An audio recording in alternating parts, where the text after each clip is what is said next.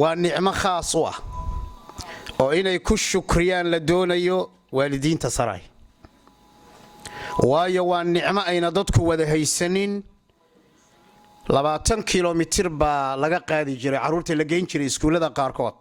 iskuulkan oo ah iskuul Amerikaan ah isla markaasna magaciisa la yiraahdo Horizon Education waa iskuul dhameystiran kana kooban dugsi hoose dhexe iyo waliba sare waxaana uu iskuulkan u dhigaa waxbarasho casriyeysan lana barayo caruurta si fudud oo waliba casriyeysan waxaana iskuulkan uu ku yaala magaalada Ankara ee caasimadda wadanka Turkiga isagoo 3 xarumood oo kala duwan ku leh xaafadaha kala duwan ay ka kooban tahay magaaladani iskuulkan ayaa waxaa dhiga macallimiin aqoon sare iyo waliba khibrad u leh manhajka iskuulku uu bixiyo iyadoona shahaadooyinka iskuulku uu bixiyo ay ka yimaadaan wadanka Mareykanka munaasabaddan oo ahayd xarunta saddexaad ee iskuulku ka furanayo xaafadda Saray oo Soomaalidu aad ugu badan tahay ayaa waxaa munaasabadda ka soo qayb galay wasiirkii hore ee beeraha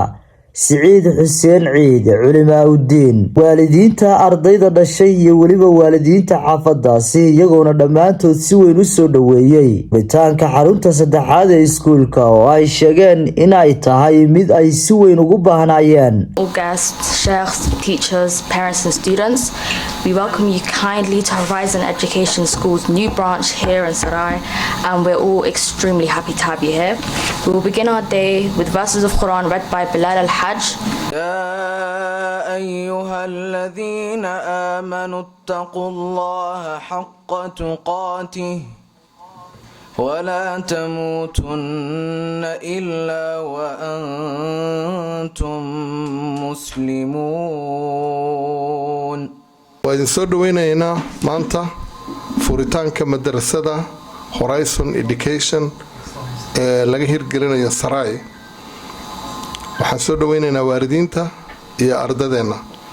soo dhawaada magaalada Ankara waxaan ka shaqeynaynay sanadka soo socda wuxuu noo noqonayaa sanadkii 5aad oo aan wax baraynay arday ka badan ilaa iyo 120-130 arday waxa kale oo aad muhiim oo raba idin sheego shaqada aan soo qabanay miraheeda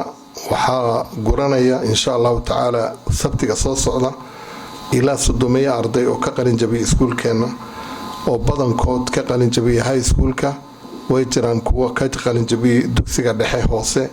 laakiin kuwa ma aanan u sameyn xaflad waxaan u sameynay kuwa high schoolka sababtaan ugu sameynana waa inay kulligood jaamacada wada bilaabayaan sanadkan intaan soo dhaweynaynaa sida haddaba ula joogno waalidiinta xafladaas waxay tahay in ardadii shaqeynaysay sanadadii la soo dhaafay la abaalmariyo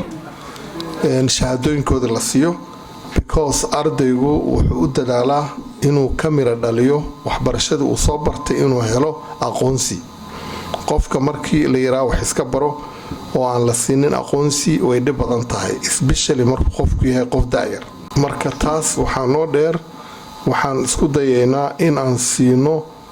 xaafadda Saray ama degmada Saray ee Bushkalaak halkan la yiraahdo in ardada joogta ay ka maarmaan inay u safraan Ankara gudaheeda oo ay raacaan bas waqti dheer soconaya oo marka ay halkan wax ku bartaan waxaan marka kale haddii aan u soo noqdo dhanka jaamacadaha ardayda soo dhigatay iskuulla kale oo hadda nagu soo biirtay waxaan siinaynaa fursad ah mar alla markay dhameeyaan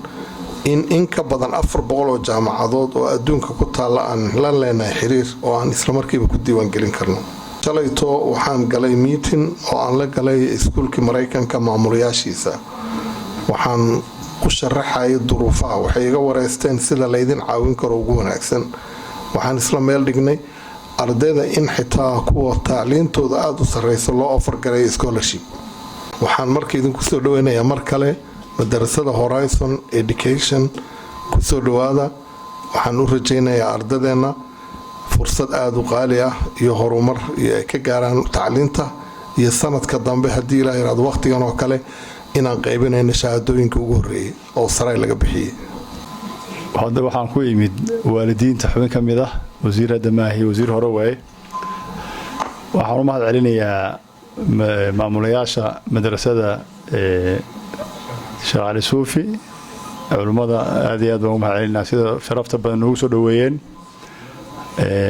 iyo maamulaha iskoolka Horizon oo iyaguna nagu marti qaaday munaasabadan qaaliga ah waxaan ka mid ah waalidiinta ay carruurta u dhigato iskoolkaas Horizon 3 carruur oo secondary ayaa ay dhigata marka aad iyo aad baan isleeyahay way dadaalaan macallimiintaas iskoolka jooga ardadana waxay ku dadaalaan in ardayga mas'uuliyad la saaro isagoo is dhiso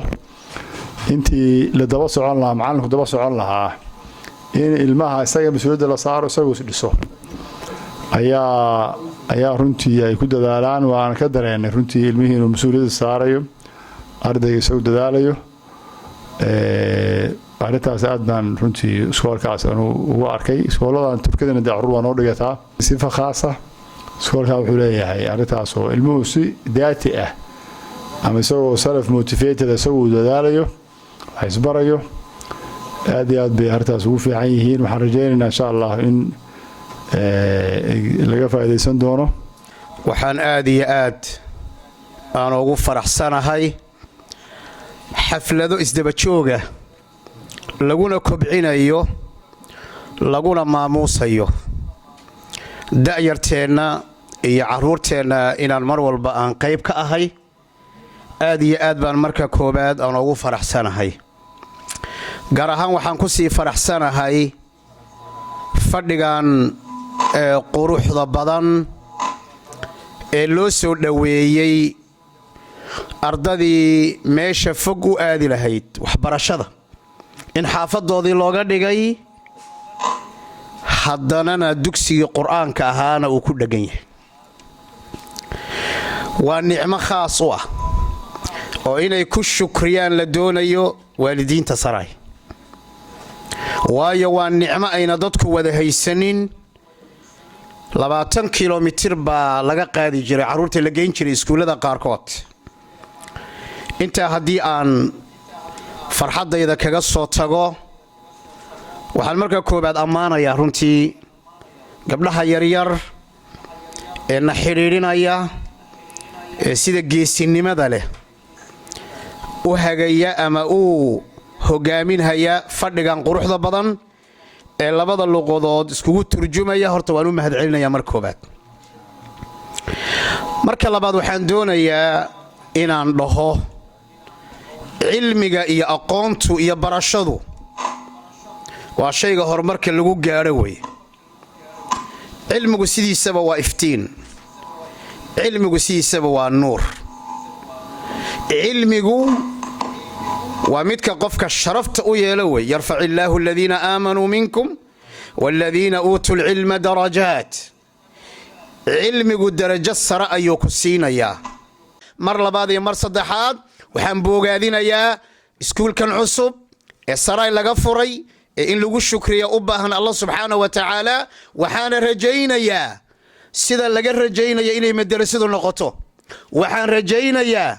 waxa maanta meeshan lagaga khudbeeyay in la xaqiijiyo shahaadaadka in la bixiyo aqoontii meeshii loogu talagalay in laga gaaro oo ayna noqonin wax la sheegay oo maxaa la yiraahdaa la waayay taana waa midaan rajaynayo aad baad u mahadsantihiin wassalaamu calaykum ilaahay mahad u sugnaatay jalla jalaaluhu subhanahu wa ta'ala ilaahaygi noo sakhiray noo sahlay noo fududay inaan ku kulanno mar labaad mar saddexaad mar afraad daa'iman هذا المكان المبارك مدرسة الشيخ علي السوفي رحمه الله رحمة واسعة وحا فرحد وين وعن عبير كرين إيه إن عن هذا أن كصاب بيرني مدرسة لغبرنايو لنعمادك تاس هدف كذا وأها عرورتي تراجع دير جلي جرتي سيد مع الحسن وشاقي oo nus saac mise 45 daqiiqo ka badan u socon jirtay hadana soo noqodka ayagoo daalan soo noqon jiray oo halkan ka bixi jiray in aan islaameel dhignay aniga iyo ustaad xasan jazaahullahu khayran fikradda ah in halkan lagu sameeyo ayagoo safar aan galin igana ogolaaday aad buu ugu mahadsan yahay iyo waalidiintii ka qayb gashay soo talbiyeysay yani dacwada aad iyo aad baan ilaahay subxaana wa tacaala ugu mahadinayaa. hadafkan waxa weeyaan in mar walba aynu ku dadaalno sida aan tawfiir aan ugu samayn lahayn caruurteena si raaxo leh ay wax ugu baran lahaayeen, hadday noqoto xagga qur-aanka, xagga maadiga. hadafka sidaan idiin sheegay, gelinka hore inay qur-aankooda ay bartaan, kadibna gelinka dambe markay qadeeyaan oo xoogaa yar ay yaranastaan, haddana ay bilaabaan madrasada hadda halkan laga furay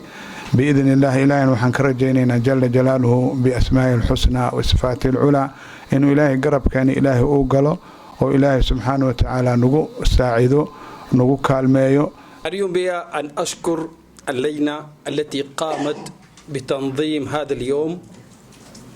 وجد إنها مناسبة سعيدة وكبيرة بافتتاح فرع للنظام الأمريكي للمدارس في منطقة سراي. وأعتقد هذا إنجاز ضخم وراءه رجال ومجهود يجب أن ترفع القبعات إليه وأن نرسل إليهم تحايا وتقدير على هذه البادرة. النظام الأمريكي ليس هو تقوقعا أو إقلالا من اللغة العربية أو من اللغات الأخرى التي نعيش في كنفها كتركيا مثلا، ولكن اللغة الإنجليزية هي لغة العلم، رضينا أم أبينا. كل المراجع، كل العلوم التي سبقتنا هي بذات اللغة. أنا أشكر الأستاذ حسن إنه أتاح لي الفرصة إنه أقابل المجموعة الطيبة الموجودة أمامي والعائلات المسلمة الموجودة الآن.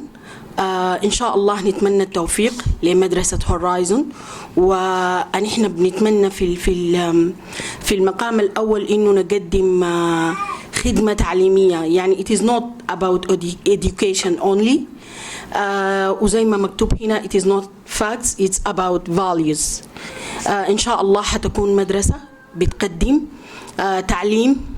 وبتقدم منهج إسلامي أمريكي، ونتيح يعني نتمنى إنه كل الطلبة يستفيدوا من الحاجة اللي حتتقدم. All of you said that education is not just to study or to learn. It's about to build the characters. It is about to build the will. It is about to build a human being. Like Sheikh said about the ayahs of Quran, that how Allah and our Rasul sallallahu alaihi wasallam teached us to learn or to educate. So inshallah we will try our best, our teachers, to give the best for the education of the students. And yes, one point I will aid here, especially for the parents, is we need your support in every time, like in every stage. We will asking your support with your child. We will try our best, we will give our best, but important is that you give the support to your children, you give them time, you check their homework or curriculum or anything. So Zahra Jeelani waaye insha Allah kormeeraha noqon doona oo secondary school oo saray ku yaal bi idin Allah taala.